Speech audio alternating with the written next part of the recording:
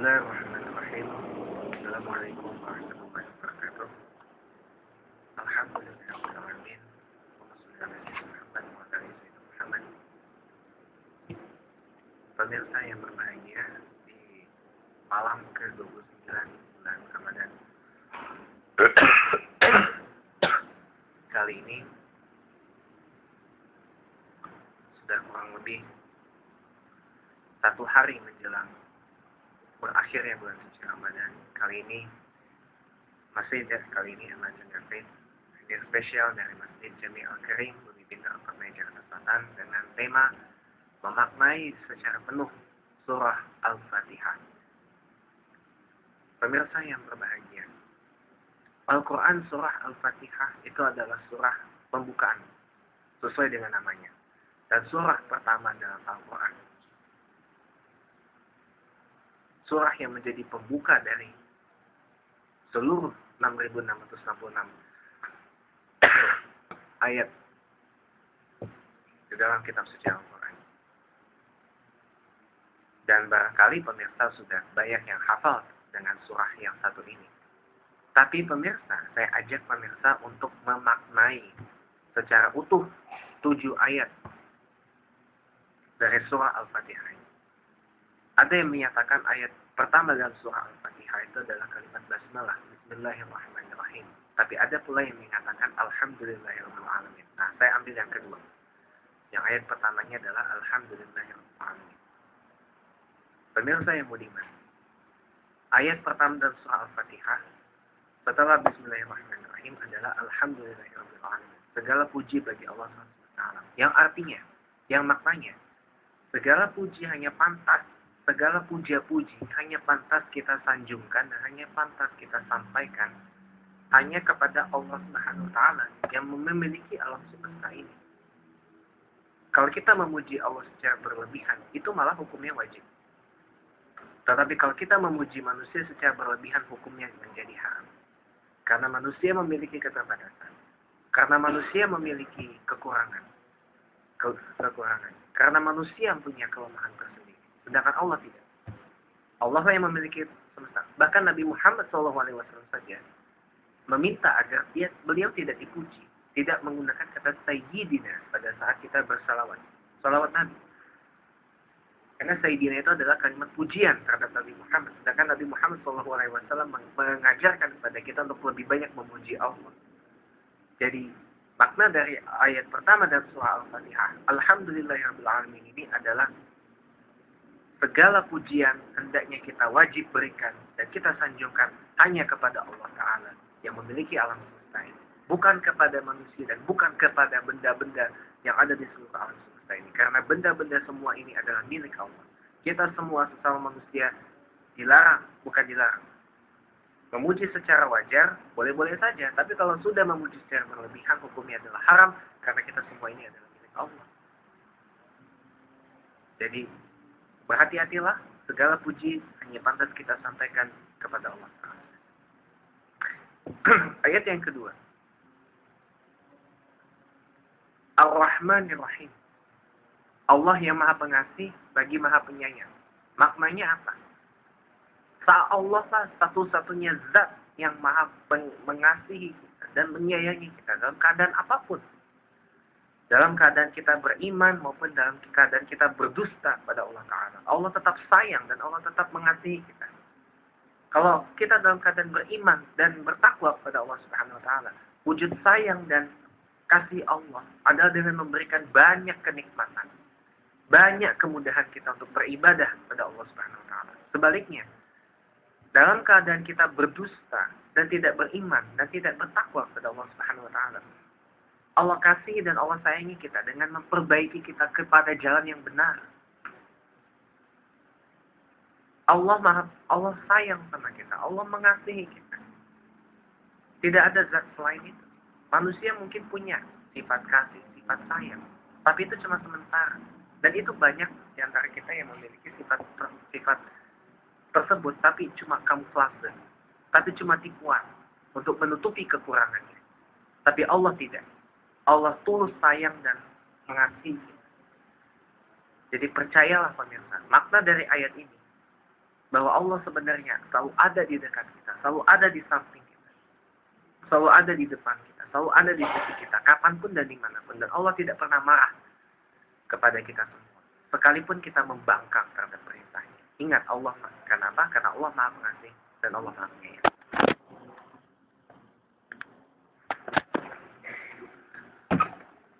Pemirsa yang beriman, ayat keempat dari surah Al-Fatihah ini.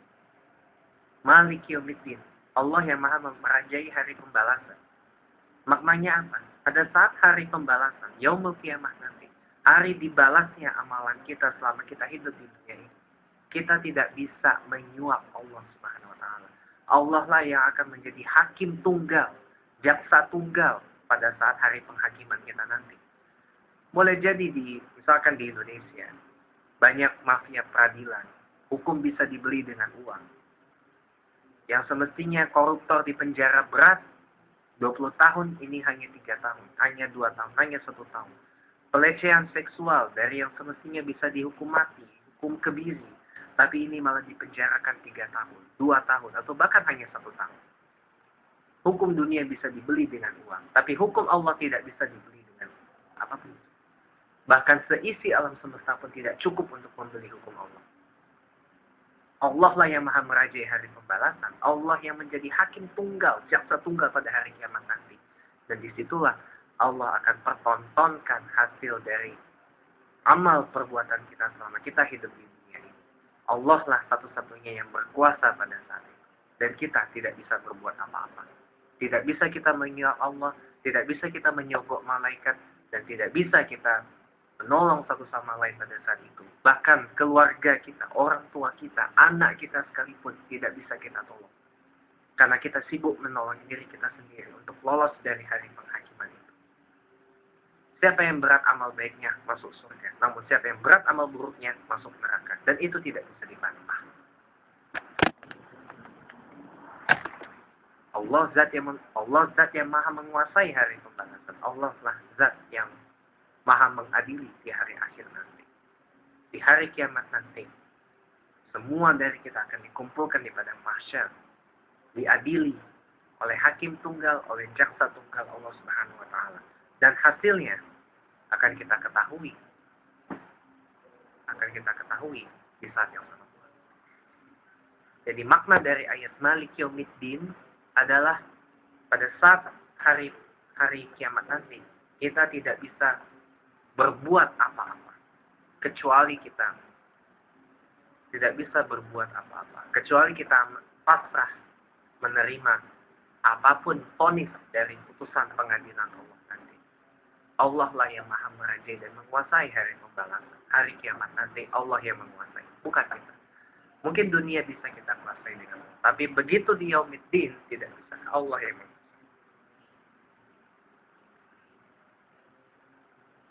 Ayat yang kelima. Iyyaka na'budu wa iyyaka nasta'in. Hanya kepadamu ya, hanya kepada Allah tempat kami memohon dan tempat kami berlindung, bergantung. Maknanya apa? Di sini kita dituntut untuk yakin sepenuhnya kepada Allah. Di sini kita dituntut untuk menggantungkan apa yang menjadi cita-cita, harapan dan angan-angan kita hanya kepada Allah. Di sini kita dituntut untuk menggantungkan semuanya kepada Allah Subhanahu wa taala. Dan di sini di ayat ini juga kita dituntut untuk yakin seyakin-yakinnya kepada Allah Subhanahu wa taala. Menjadikan Allah sebagai tempat bergantung, menjadikan Allah taala sebagai tempat untuk mencurahkan isi hati kita, menjadikan Allah Subhanahu wa taala itu segala-galanya dalam kehidupan kita. Yakin sebenar-benarnya kepada Allah Subhanahu wa taala, beriman sebenar-benarnya kepada Allah Subhanahu wa taala, dan bertakwa sebenar-benarnya kepada Allah Subhanahu wa taala. Inilah makna dari ayat Iyyaka na'budu wa iyyaka nasta'in. Mintalah hanya kepada Allah taala, tapi jangan minta harta. Minta rezeki. Minta kemudahan untuk beribadah, minta kemudahan dilancarkan urusan dunia akhiratnya. Minta Allah beri jaminan masuk surga. Tapi tentu saja itu semua wajib kita usahakan. Tapi ingat, sekeras-kerasnya kita usaha, tetap kita wajib bersandar pada Allah Subhanahu wa taala. Ingat ayat tadi. Ingat arti dari ayat yang tadi. Iyyaka na'budu wa iyyaka nasta'in. Hanya kepada Allah lah tempat kita bergantung dan memohon apapun. Jadikan Allah sebagai tempat untuk bergantung, menggantungkan segala urusan, menggantungkan semua permohonan, dan jadikan Allah sebagai tempat kita untuk bersandar dalam keadaan apapun, baik dalam keadaan senang maupun dalam keadaan sedih. Jadikan Allah sebagai tempat bersandar. Itulah makna dari ayat Iyyaka na'budu wa iyyaka nasta'in. Pemirsa yang berbahagia, ayat ke-6 dari surah Pemirsa yang berbahagia, ayat berikutnya. Ayat pertama Al-Fatihah tadi adalah Alhamdulillahirabbil alamin. Ayat kedua Ar-Rahmanir Rahim. Ayat ketiga Maliki Yaumiddin. Ayat keempat yang tadi saya bacakan, Iyyaka na'budu wa iyyaka nasta'in.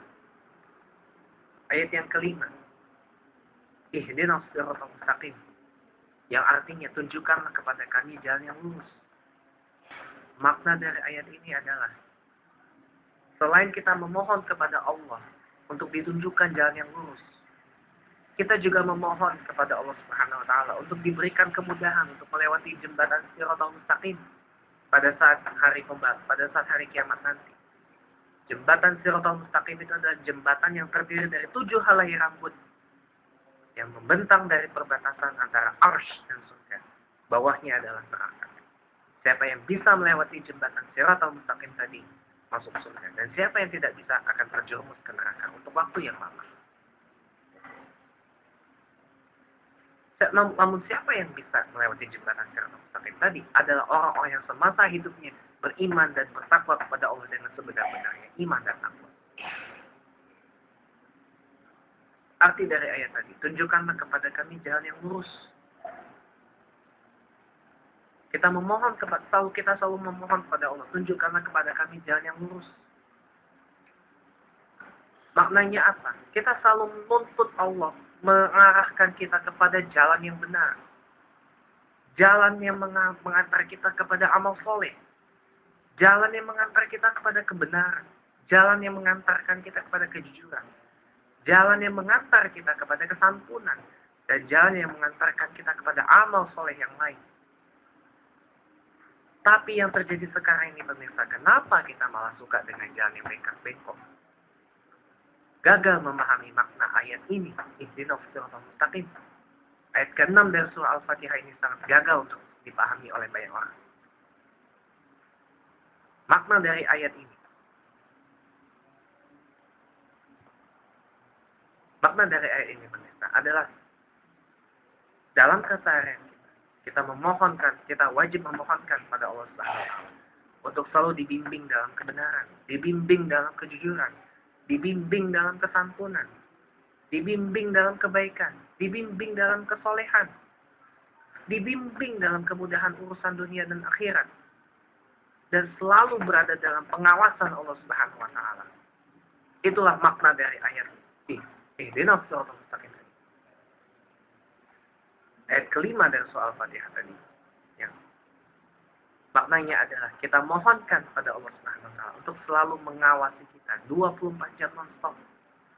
Mengawasi supaya kita berada tetap di jalan kebenaran, jalan yang lurus, jalan yang penuh dengan amal soleh, jalan yang terang, jalan yang lapang. Jalan yang mengarahkan kita kepada kejujuran, kesolehan, kesantunan, kebaikan, ketulusan yang positif. Dan jalan yang membawa kita kepada sesuatu yang produktif, terutama dalam konteks amal soleh. Ayat yang ke-6, siratal ladzina an'amta 'alaihim, jalan yang lurus dan yang engkau ridhai. Makna dari ayat ini apa?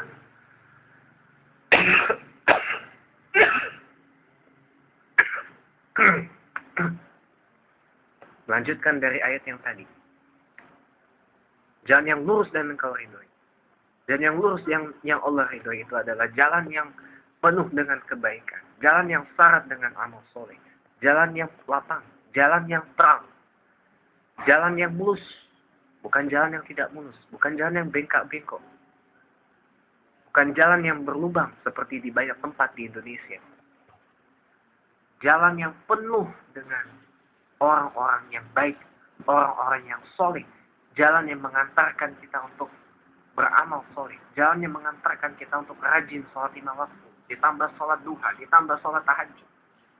Jalan yang mengantarkan kita untuk rajin baca Quran.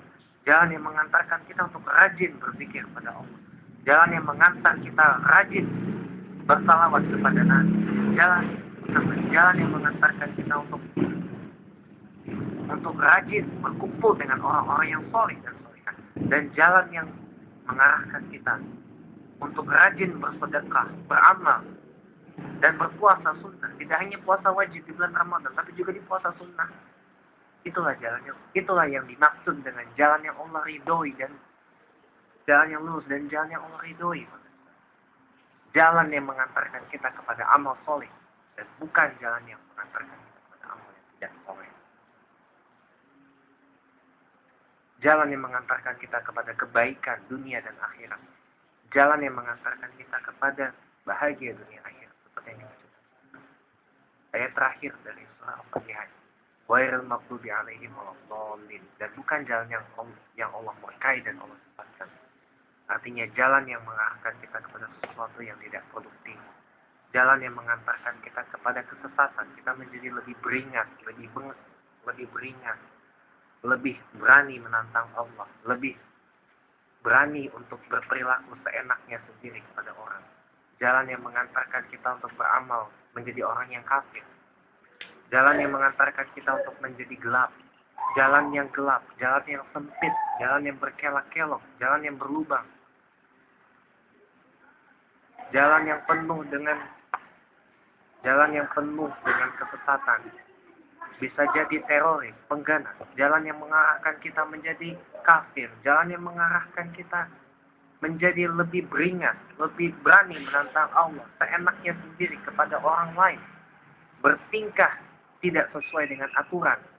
Dan jalan-jalan yang mengarah kepada kesesatan lain. Inilah yang dimaksud dari ayat terakhir dari surah Al-Fatihah. Dan bukan jalan yang Allah murkai dan Allah sesatkan. Jadi maknanya di sini. Seperti yang tadi saya bilang, jangan kita terbawa arus, jangan kita mudah terbawa arus. Di era globalisasi sekarang ini memang banyak sesuatu yang baik dan banyak yang tidak baik. Ambil sesuatu yang baik. Buang sesuatu yang tidak baik. Jangan sampai kita terbawa kepada kesesatan. Jangan sampai kita terbawa kepada kegelapan. Jangan sampai kita terbawa ke dalam kezaliman yang sudah parah dewasa ini. Maka makna dari ayat tadi, selain apa yang sudah saya sampaikan, maknanya adalah kita wajib menghindar dari segala yang menyesatkan kita semua. Dari segala yang kurang baik untuk kita semua. Dari segala yang melenceng dari apa yang sudah Allah tentukan untuk kita semua.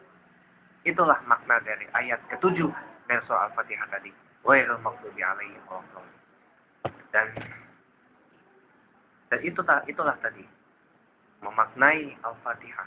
Saya ajak pemirsa untuk tidak hanya membaca surah Al-Fatihah setiap hari berulang-ulang di dalam sholat, baik sholat wajib maupun sholat sunnah, tapi juga dimaknai surah Al-Fatihah itu tadi. Agar apa?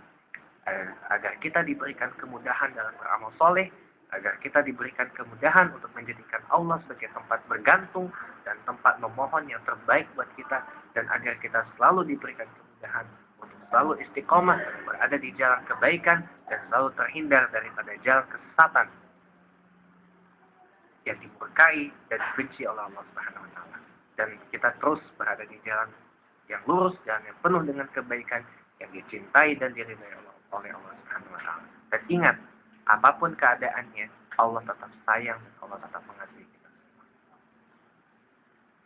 Mari bersama kita mulai memaknai Al-Quran. Mari bersama kita tidak hanya membaca dan menghafalkan Al-Quran, tapi marilah bersama kita mulai memaknai Al-Quran dan kemudian kita amalkan dalam kehidupan kita sehari-hari. Wassalamualaikum warahmatullahi wabarakatuh.